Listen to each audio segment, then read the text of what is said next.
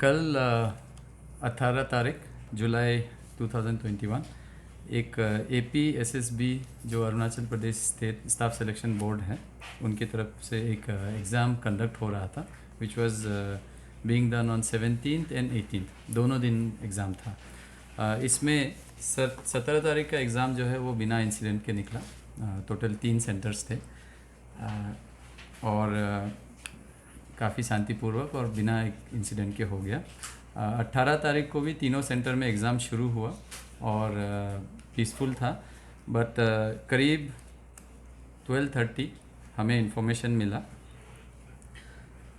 कि एक कैंडिडेट, एक फीमेल कैंडिडेट देरानातुंग गवर्नमेंट कॉलेज में एक मोबाइल फ़ोन यूज़ कर रही है एग्ज़ाम में चीटिंग करने के लिए।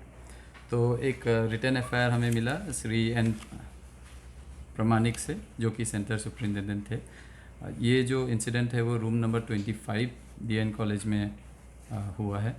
जैसे ही हमें रिटन इन्फॉर्मेशन मिला, हमने इमीडिएटली टेकअप किया, एक केस रजिस्टर किया कि FIR number 313/21 under section 417 and 188 IPC। 417 basically is the section for cheating and 188 for not following government order। इसके बाद हमारे investigating officer SI AK Jha ने इमीडिएटली प्लेस ऑफ ऑकरेंस को विज़िट किया। वहाँ पे की विटनेसेस के स्टेटमेंट्स रिकॉर्ड किए और एक फ़ोन जो कि सैमसंग S10 ब्लू कलर का है उसको सीज़ किया। इसके अलावा जो एलिजिड एक्यूज थी उसको भी वहीं से हमने डिटेन कर लिया। तो इसमें हमें ये पता चला है कि वहाँ पे जो स्कूल है, वहाँ जो कॉलेज है, वहाँ ऑलरेडी रूम में इन्विजिलेटर्स भी थे और वहाँ पे magistrate on duty as well as observers सारे लोग अवेलेबल थे एंड टाइम टू टाइम सभी चेकिंग कर रहे थे। और इनिशियली जो है जो लेडी एंटर किया है उसको फ्रिस्किंग भी किया गया था। अनफॉर्चुनेटली फ्रिस्किंग में मोबाइल फ़ोन डिटेक्ट नहीं हुआ। अभी इस केस में हमने टोटल 3 लोगों को अरेस्ट किया है। सबसे पहला miss Takoni Dodum, age 28, she is from East Kameng district and अभी जो है बारापानी नाहरलगुन में रह रही है। दूसरा Shri Sunny Dodum, age 38, he is also from East Kameng district and right now he is residing at FNG sector. और तीसरा Niyaz Ahmad, 31 years, originally from Bongaigaon Assam, लेकिन अभी जो है वो G एक्सटेंशन नाहरलगुन में रिसाइड कर रहा है। ये पूरे इन्वेस्टिगेशन में हमने बहुत सारे आइटम्स सीज़ किए हैं।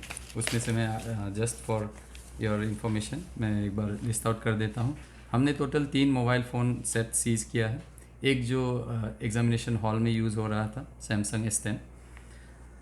दूसरा जो है Oppo A5 जो कि सन्नी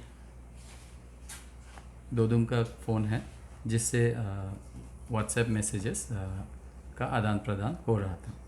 और तीसरा हमने मोबाइल हैंडसेट एक वीवो का सीज़ किया है जो कि नियाज़ अहमद का है एंड इसमें बेसिकली उसने जो है आंसर्स ऑनलाइन सर्च किया था गूगल के सर्च इंजन के थ्रू। इसके अलावा हमने एक रफ़ नोट जिसमें आंसर्स लिखा गया था, ऑलरेडी आंसर्स लिख करके जिसको फ़ोटो क्लिक करके वापस भेजा जा रहा था, वो नोटबुक भी हमने सीज कर लिया है। नोटबुक में एग्जैक्टली वो उन पेजेस को तो फाड़ दिया गया है जिसमें था, लेकिन उसका पेन इम्प्रेशन रह गया है, तो वो हमने सीज कर लिया है और इट इज़ प्रूव दैट वही है।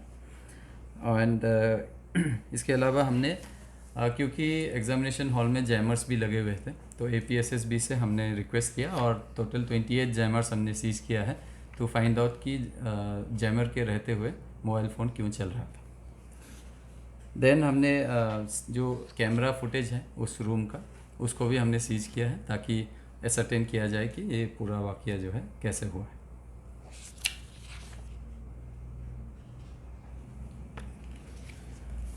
अभी तक के इन्वेस्टिगेशन से ये हमें पता लगा है कि 17 तारीख जो है 17 के नाइट को ताकुनी दोदुम जो है जो कैंडिडेट है उसने अपने कज़िन ब्रदर सन्नी दोदुम को फ़ोन किया कि एग्ज़ाम में उसकी मदद करें।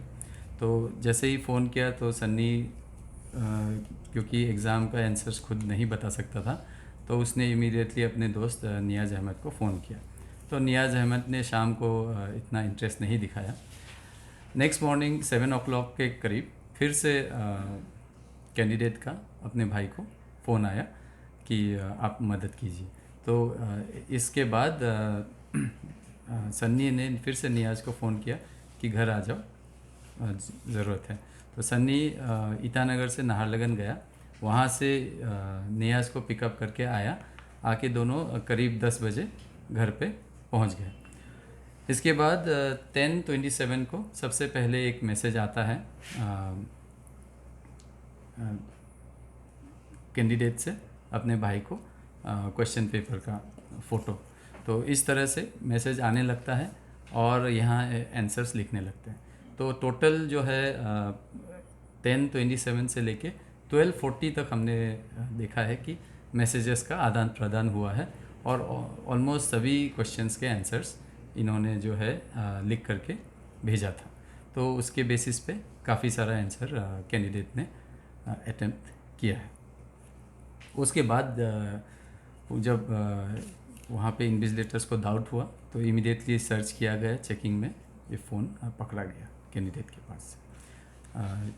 उसी के बाद ही पुलिस को पता चला and this investigation was done on a very fast basis and after 1 o'clock within 6 to 7 hours we were able to locate all 3 of them और तीनों को अरेस्ट कर लिया गया है एंड आगे की कार्रवाई इसमें जारी है।